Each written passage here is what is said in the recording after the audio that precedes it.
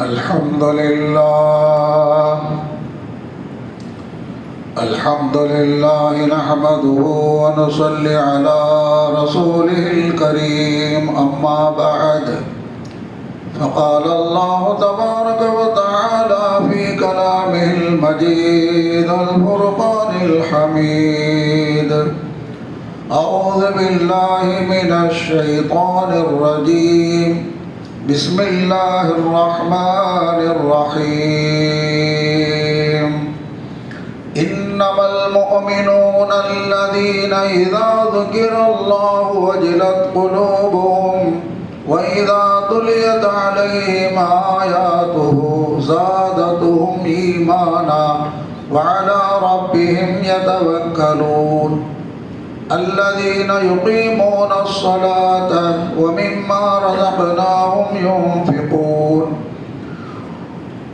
أولئك هم المؤمنون حقا لهم درجات عند ربهم ومغفرة ورزق كريم صدق الله العظيم. நிறையுடைய வாழ்வளித்து நெடுநிலத்தை காப்பதற்கு மறையளித்த இறைவனுக்கே மாபெரும் புகழனைத்தும் சலாத் என்னும் கருணையும் சலாம் என்னும் ஈடேற்றமும் எம்பெருமானார் அஹ்மது நபி முஹம்மது முஸ்தபா ரசூலே கரீம் ஸல்லல்லாஹு அலைஹி வஸல்லம் அவர்கள் மீதும் அன்னாரின் வழி பின்பற்றி ஒழுகிய உத்தம சத்திய சஹாபா பெருமக்கள் நாதாக்கள் நல்லோர்கள் அனைவர்கள் மீதும் மற்றும் நம் அனைவர்கள் மீதும் இன்றும் என்றும் உண்டாவதாக ஆமீன். அன்பு நிறைந்த அல்லாஹ்வின் அடியார்களே, சிறப்பான இன்றைய ஜும்மாவின் பயானின் தலைப்பாக குர்ஆன் கூறும் உண்மையான மோமின்கள் என்ற தலைப்பில் குர்ஆன் ஹதீஸ் அடிப்படையில் சில விஷயங்களை நாம் பார்க்க இருக்கின்றோம். அன்பு நிறைந்த அல்லாஹ்வின் அடியார்களே, குர்ஆன் ஷரீஃபில் நாம் பார்த்தோம் என்றால் அல்லாஹ் ஜல்ல ஷானஹு வ தஆலா குர்ஆன் ஷரீஃபிலே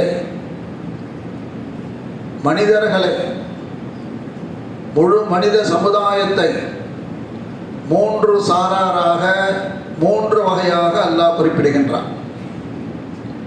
குர்ஆனுடைய ஆரம்பத்திலிருந்து கடைசி வரைக்கும் பார்த்தால் இந்த மூன்று வகை மனிதர்களை பற்றி அல்லாஹ் குறிப்பிடுவான்.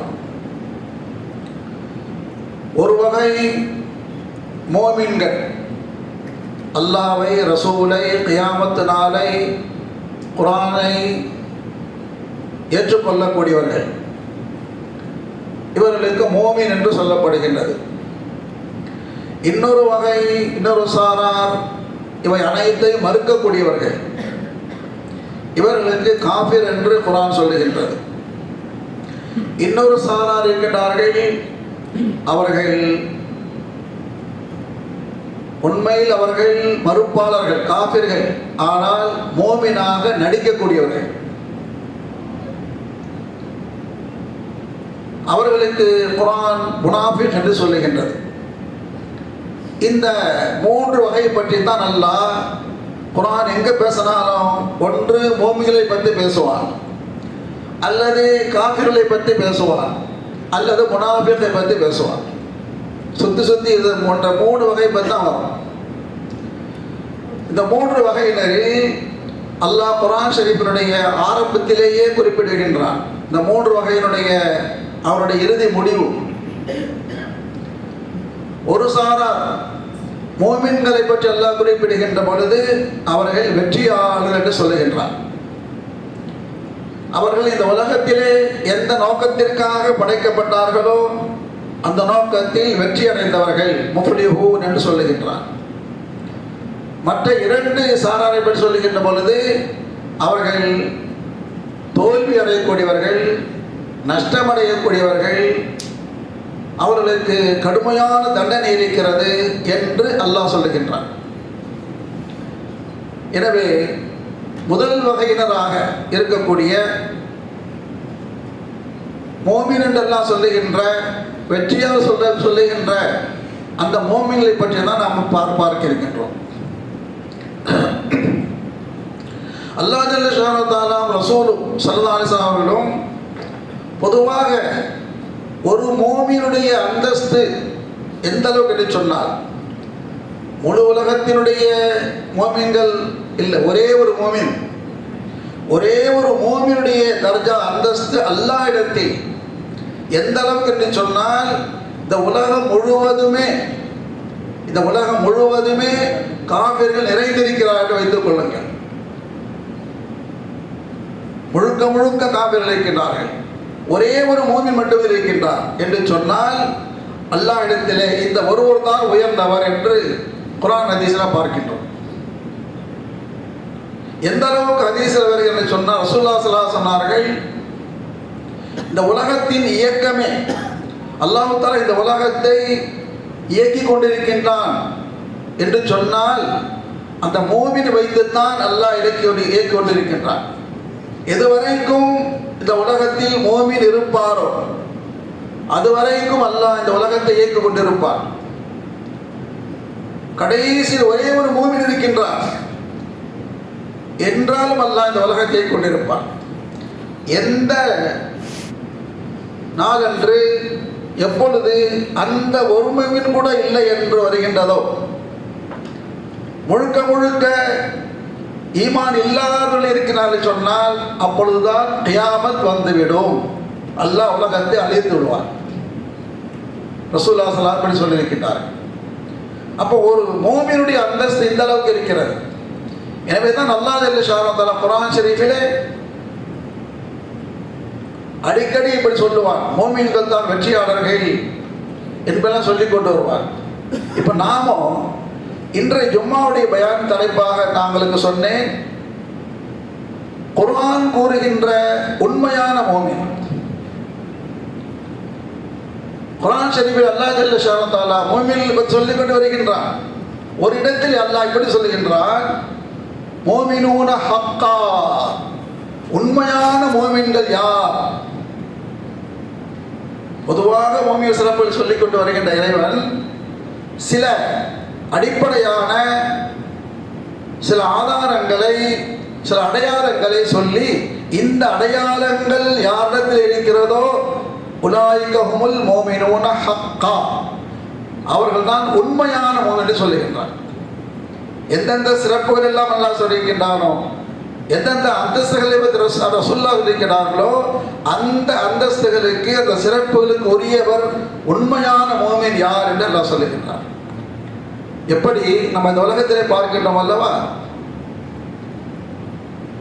இந்த உலகத்தில் ஒரு நாட்டில் குடியுரிமை பெறுவதாக இருந்தால், இந்த நாட்டின் குடிமை உரிமை பெற்றவர் என்றால் அதற்கு என்னங்க ஐடி ப்ரூஃப் வேணும். நம்ம இந்திய நாட்டை எடுத்துக்கொண்டால், இந்திய பிரஜை என்பதற்கு, இந்திய குடிமகன் என்பதற்கு முதல்ல என்ன இருந்துச்சுங்க, ஆதாரம் ரேஷன் கார்டு இருந்தால் போக இருந்துச்சு இல்லைங்களா?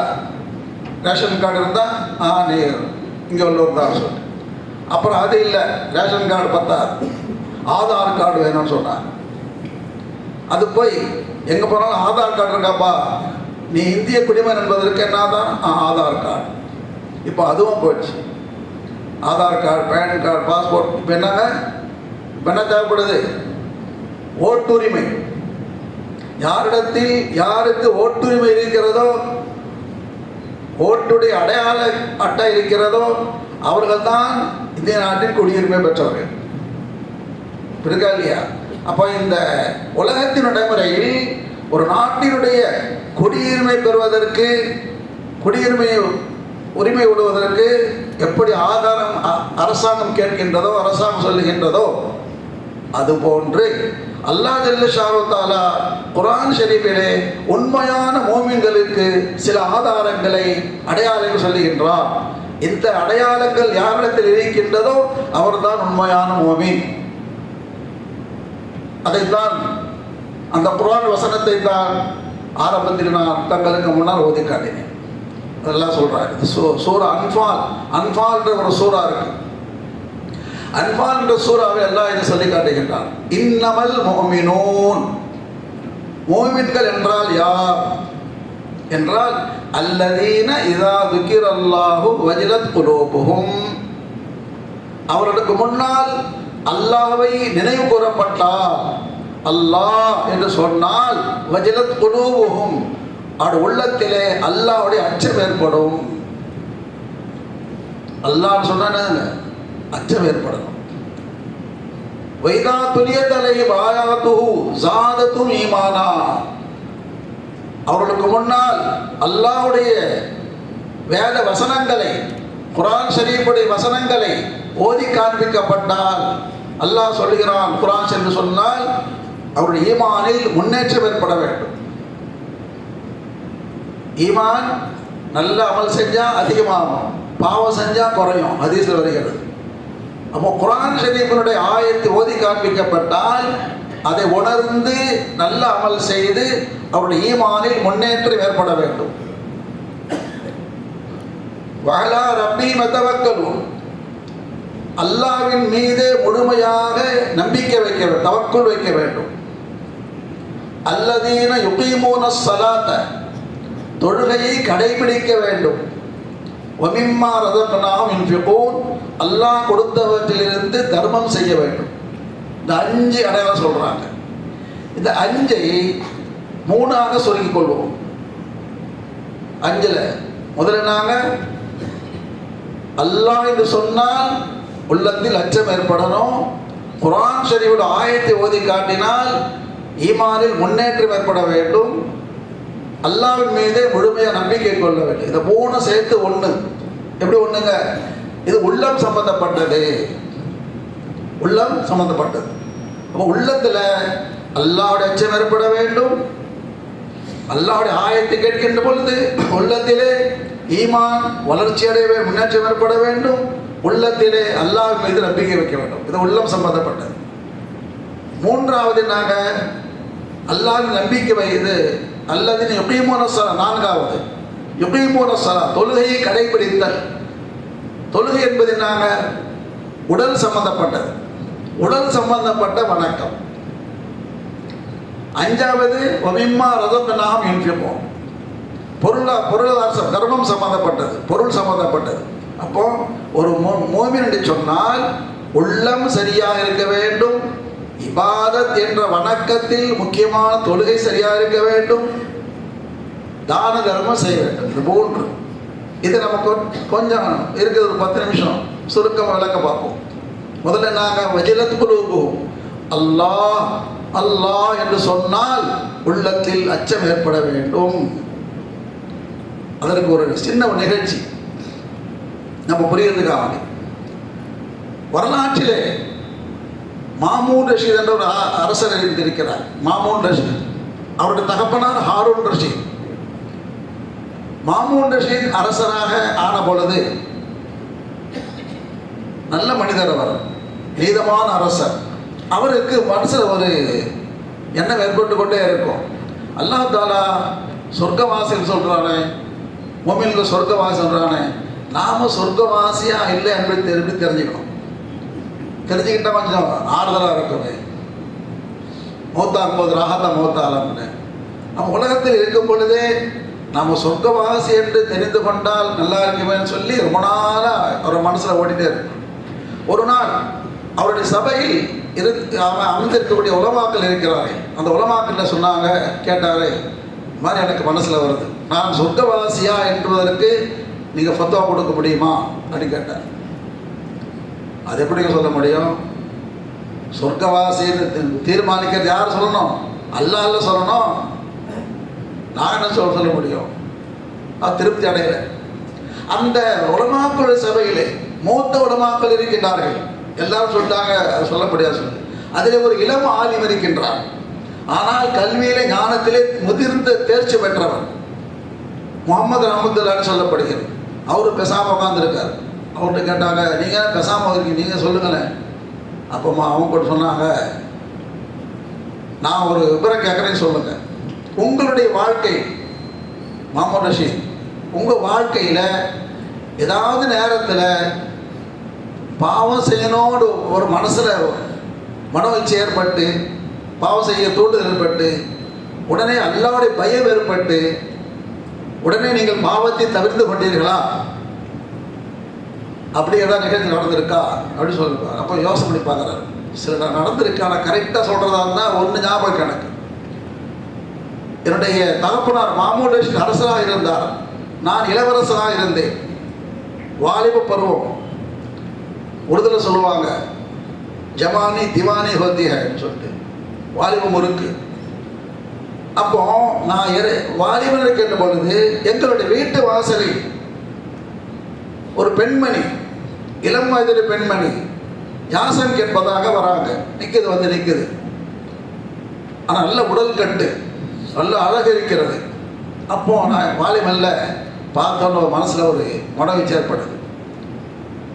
ஏழ்மையான பொண்ணு, நான் எப்படியா கரெக்ட் பண்ணலாம், பணம் கொடுத்தா கரெக்ட் பண்ணிக்கலாம் அப்படின்னு மனசில் வருது. மனசில் வந்த உடனே எனக்கு அல்லாஹ்வுடைய பயம் வந்துடுச்சு. அல்லாஹ் தண்டிப்பானே என்று சொல்லி உடனே நான் அல்லாஹ்வுடைய தௌபா செய்து கொண்டேன். அல்லாஹ் பயம் வந்துச்சு. அப்படி சொன்னார். அப்போ சொன்னாங்க, அப்போ நீங்கள் சொர்க்கவாசிங்க அப்படின்னு அந்த இளம் வாலிபர் சொன்னார். மற்ற உலமாங்க சொன்னாங்க, எப்படிங்க நீங்கள் சொல்ல முடியும், அதை எப்படி நீங்கள் சொன்னீங்க? நான் சொல்லப்பா, அல்லாஹ் சொல்கிறான், அதை நான் சொன்னேன். அல்லாஹ் குர்ஆன் ஷரீஃபிலே நாசியாத் என்ற ஒரு சூரா இருக்கிறது, அம்மா ஜூஸிலே. அது எல்லாம் சொல்லுகின்றான், வஅம்மா மன் ஹாஃப மகாம ரப்பிஹி வனஹன் நஃப்ஸ அனில் ஹவா ஃபஇன்னல் ஜன்னத ஹியல் மஅவா. எந்த ஒரு மனிதர் அவருடைய மனசில் மனோயிச்சை பாவம் செய்ய வேண்டும் என்று தூண்டுதல் ஏற்படுகின்றது, ஆனால் அல்லாஹ்வுடைய பயத்தால் அவர் பாவம் செய்வதை விட்டு தவிர்த்து கொள்கின்றார். பாவம் செஞ்சு அல்லாஹ் தண்டிப்பான் அப்படின்னு சொல்லி பாவத்தை விட்டும் தன்னை தவிர்த்து கொள்கிறார் சொன்னால் ஃபைனல் ஜன்னத ஹியல் மஅவா, அவர் சொர்க்கவாசி என்று அல்லாஹ் தீர்ப்பு சொல்லுகின்றார் சொன்னாங்க. அப்போ இதாங்க வஜிரத் குலூபு, இதா துக்கிரல்லாஹ் வஜிரத் குலூபு. அல்லாஹ்வுடைய ஞாபகம் வந்தால் உள்ளத்தில் அச்சம் ஏற்பட வேண்டும். இரண்டாவது என்னங்க, வைதா துலியத் அலைஹிம் ஆயாத் ஸாதத்தையும் ஆனா. குர்ஆன் ஷரீஃபுடைய ஆயத்துகளை கேட்கின்ற பொழுது, வசனங்களை கேட்கின்ற பொழுது, அந்த குர்ஆன் ஷரீஃப் எல்லாம் எப்படி சொன்னால் அதை ஈர்ப்பு சேர்த்து வைத்திருக்கின்றான். அது உண்மையான மோமினாக இருந்தால் அந்த வசனத்தை கேட்கின்ற பொழுது ஈமானில் என்ன ஏற்படுங்க, இம்ப்ரூவ்மெண்ட் ஏற்படும். வரலாற்றில் வருகிறது, ஃபுதைல் இப்னு இயாத் என்று ஒரு மனிதர் இருந்தார். அவர் தொழில் திருட்டு தொழில், இரவு நேரத்தை திருடு போவார். அப்படி போகின்ற பொழுது ஒரு நாள் இரவு நேரத்தில் திருடுவதற்காக ஒரு வீட்டினுடைய மதில் சுவரில் ஏறி உள்ள குதிக்க போறார். அந்த நேரத்தில் அந்த வீட்டிலேருந்து ஒரு குர்ஆன் ஷரீஃப் ஓதுகின்ற சத்தம் கேட்குது. ஒரு ஆயத்துக்கு ஓதுறார், அது சமயத்தில் ஒரு ஆயத்து, அலம் யஅனிலில், அதாவது காலபமுடைய ஆயத்து, அலம் யஅனிலில் லதீன ஆமனு அன் தக்ஷா குலூபு லிذிக்ரில்லாஹ். எதுவரைக்கும் நீங்கள் தப்பு செஞ்சுட்டே இருப்பீங்க, எவ்வளவு தப்பு செஞ்சுட்டே இருப்பீங்க, திருந்த மாட்டீங்களா, அல்லாஹ்வுடைய பயம் ஏற்பட உங்களுக்கு என்று அல்லாஹ் அந்த ஆயத்தை சொல்லுகின்றார். கேட்ட உடனே அன்று தௌபா செய்தவர் தான், அன்று தௌபா செய்தவர் தன் தொழிலை விட்டு தௌபா செய்து விட்டு இறை வழியில் ஈடுபட்டு ஒரு வலியுல்லாவாக இறை நேசராகிவிட்டார். ஃபுதைல் இப்னு இயாத் ரஹ்மத்துல்லாஹி என்று சொல்லப்படுகிறது. அப்போ அப்படிப்பட்ட உணர்வு ஏற்பட வேண்டும். அதே போன்று தவக்குல், அல்லாஹ் மீது முழுமையாக நம்பிக்கை வைக்க வேண்டும். எப்படி இப்ராஹிம் அலைஹிஸ்ஸலாம் சொன்னாங்கள் அல்லவா, அல்லதி ஹலகனி ஃபஹுவ யஹ்தீன் வல்லதி ஹுவ யுத்இமுனி வ யஸ்கீன் வ இதா மரில்து ஃபஹுவ யஷ்ஃபீன். குர்ஆன் ஷரீஃபில் சொல்லிக்கிட்டார், என்னை படைத்தவன் அல்லாஹ், எனக்கு உணவு கொடுப்பவன் அல்லாஹ், எனக்கு உடை கொடுப்பவன் அல்லாஹ், எனக்கு ஹயாத் ஆக்குவன் அல்லாஹ், மரணிக்க செய்வோன் அல்லாஹ், உடல் நோய்வாய்ப்பட்டால் சிவா கொடுப்போன் அல்லாஹ் என்று இப்ராஹிம் அலைஹிஸ்ஸலாம் சொன்னார் அல்லவா. அதான் தவக்குல், அல்லாஹ் முழுமையாக நம்பிக்கை வைக்க வேண்டும். அடுத்தது யுகீமுன ஸலா, தொழுகையை கடைபிடிக்க வேண்டும். தொழுவேன்னு எல்லாம் சொல்ல, தொழுகை கடைபிடிக்க வேண்டும் அப்படி சொன்னார்ந்தாங்க. ஒரு நாளைக்கு 5 வேளை எல்லாம் கடமையாக்கி இருக்கின்றால் 5 வேளை தொழுகைகளை தொழ வேண்டும். ஏன்னு சொன்னா ரசூலுல்லாஹி ஸல்லல்லாஹு அலைஹி வஸல்லம் சொன்னார்கள், நாளை மறுமையிலே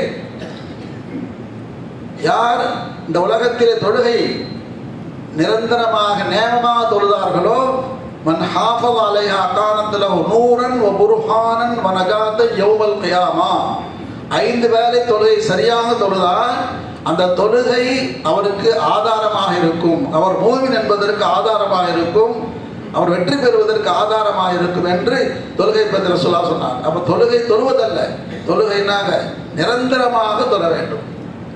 அடுத்து வமிம்மா ரஸக்னாஹும் யுன்ஃபிகூன், அல்லாஹ் கொடுத்ததிலிருந்து தான தர்மம் செய்ய வேண்டும். இது பொருள் சம்பந்தப்பட்டது.